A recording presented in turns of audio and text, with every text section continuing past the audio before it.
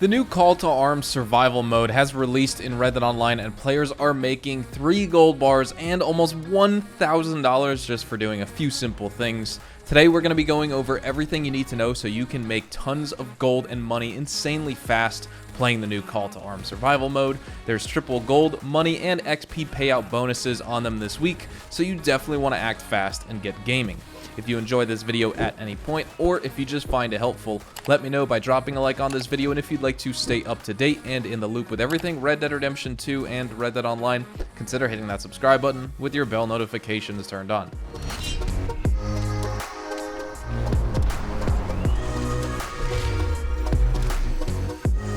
So starting off, there's 2 strategies for gold and money making with these. You can still opt for the 12-minute method as you would do with any other content and do just fine with these triple payouts, but because of that opportunity this week, it really is advised that you try and complete and survive all 10 waves. This can be done either solo if you prefer, or you can play with your friends in a posse, or you can even matchmake with complete randoms and hope they can help you survive all the way through wave 10. Now, when it comes down to the time you should spend on this activity, it would be worth putting in that just about an hour of playtime. 1, because of the triple rewards this week for Call to Arms, but 2, it's because this mode is the only mode in the game where you are paid past the half hour of mission time. All other content like stranger missions, bounties, infamous bounties, legendary bounties, moonshiner story missions, land of opportunity story missions, blood money crimes, contracts, and those opportunities, none of that stuff will allow you to earn any more gold, money, or XP past the 30 minutes spent on those missions. I mean, besides just like killing random animals, you can earn XP that way, but you won't be getting paid any more XP for the mission. You won't be paid any more money or gold, etc. But Call to Arms does allow for that, so it's super important that when this bonus does go away next Tuesday, that you still put time into it, even though you'll only be making a third of the amount of gold, money, and XP as you're making now. It's still super worth it because of the optimal time to money and time to gold ratios have essentially just doubled here. Another important tip here is to watch out for those special enemies, the ones that spawn with the machetes who lock you into the melee animation and you die instantly. Keep a close eye out for enemies with tomahawks, the incredibly strong snipers, the war wagon enemies, the bullet sponge, more like endgame boss-like enemies like Virgil Edwards, etc. At higher waves like round 7, 8, 9, and 10, these enemies start to spawn. The standard red dot enemies really are just a distraction for you at that point. While they do a little more damage and can take more shots to kill, you know how to handle yourself at that point. Don't start daydreaming because the rounds in the game can end incredibly fast just for making a few simple mistakes or even just one mistake. And speaking of mistakes, watch out for those dynamite barrels and the TNT crates too.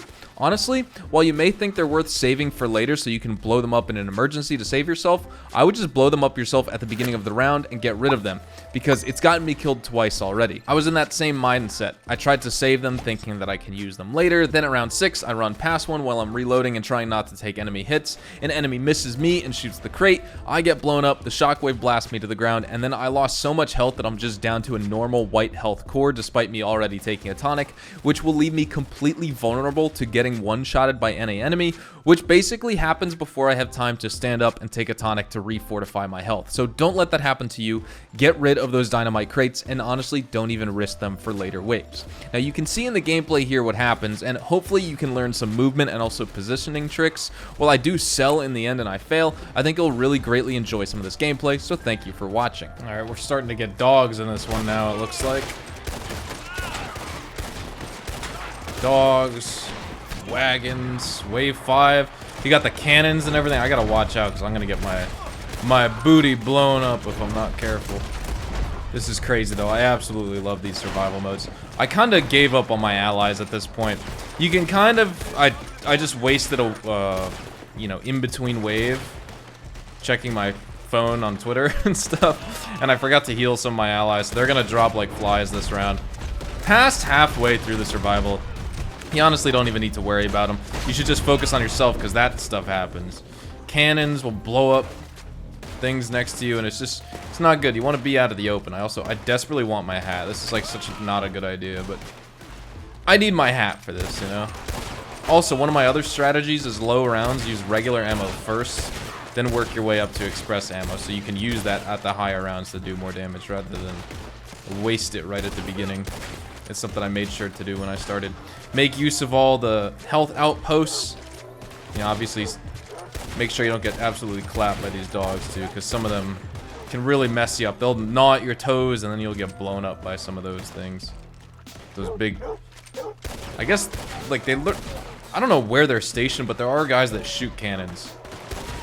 That's what killed me on Wave 7 in Fort Mercer as my first, like, attempt going through. It was really fun. I just wasn't expecting that. I was expecting, you know, bullet spongy enemies. I was expecting the snipers, stuff like that. I was not expecting one-shot kill cannons. That was kind of crazy. Bop, bop, bop. This guy's alive, so we're all good. I'm just gonna go in Deadeye and just wreck these dudes. The quicker the better with this type of thing, honestly. I want to know in the comments how you guys are enjoying this, man. I think these survivals are really fun. So far, I've only played, at least at the time of me recording this video, right? I've only played on Fort Mercer and now Strawberry. And I think I like this one a little bit more. Fort Mercer, I thought would be the most fun, but it's honestly, at least to me, bigger challenge because it's so close quarters. And, you know, if you do make a mistake, there's a lot of enemies who are going to shoot you. Whereas, like this, you do have a whole town to kind of spread around in, which is nice. So, I definitely like that.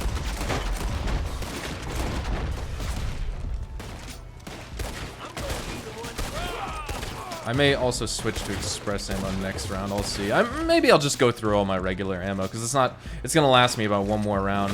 You know, I could be more accurate and make sure I get headshots to make sure these are one-shot kills, but I just like running around and shooting enemies. I'm not super worried about shooting them in the head. If I get a headshot, good stuff. If I don't, oh well. The dogs, for some reason, you shoot them in the neck, though, and they just don't die. This one is, like, he's going for a swim. But he's, like, glitching into the water, so it may be tough for me to shoot them. 5 enemies left. Let's go, baby. Let's see where they are. We got this guy. 2 of you. I'm not gonna bother taking a health tonic just yet because it's the end of the round, so we do really have to start watching out soon, though. At least in Wave 6. Alright, some of you guys desperately need health, I know that. 54 enemies, and it's raining again. The best part about this, too, besides the mode itself, is look at that. Your weapons stay clean. How nice is that? Imagine if your weapons degraded throughout this, like during legendary bounties and stuff. That would be... You know, because it's kind of crazy. You can't clean your weapons during legendary bounties, but your weapons degrade, so if you restart, you get totally screwed. So this is nice, being able to just keep your weapon cleanliness. Gotta watch out for the machete guys. If they get close to you, and you get locked on into their melee, I mean, you're toast. It's over, so... Watch out there. Definitely... Keep your distance. Keep moving. That is the trick. Always keep moving in this mode. Do not stop or slow down anywhere. So you're gonna get wrecked. Also, yeah, they're doing damage now. I should probably not stand in the middle of the road, but... We're doing it anyway. I should take my own advice, eh? Yeah, regular ammo is, like, not doing anything anymore. It may be worth switching. I kind of want to go through it all just for the sake of it, but it would be worth switching right about now if I really needed to. This guy's up on the hill. I'm surprised that wasn't a one-shot. That was right to the dome.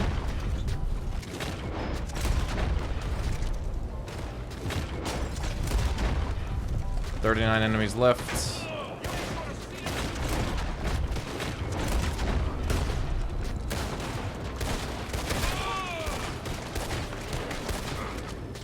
No! Oh my lord.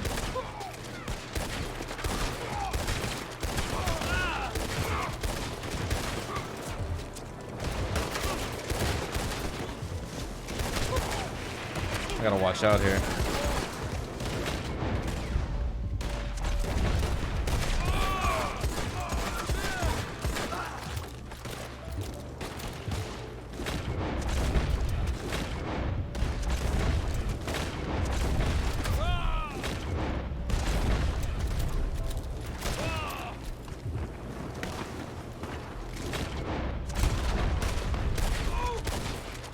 You know, quite an inspiration setup could actually be better for the survival mode just because of how much damage you're taking.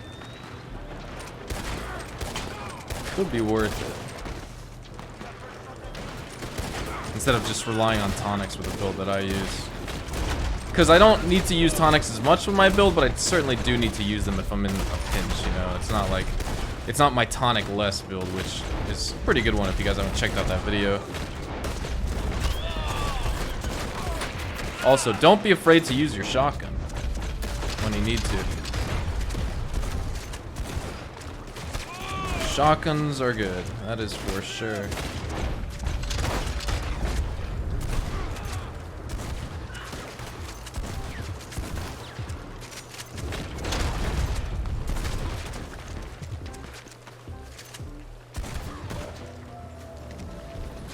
There's still 10 enemies left in this wave. This is wild.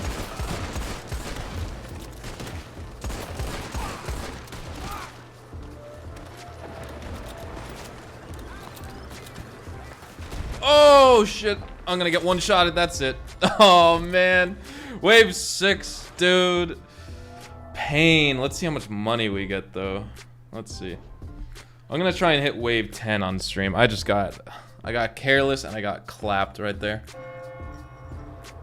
You can see how quick it ends though if you're not careful. These people are not in good shape.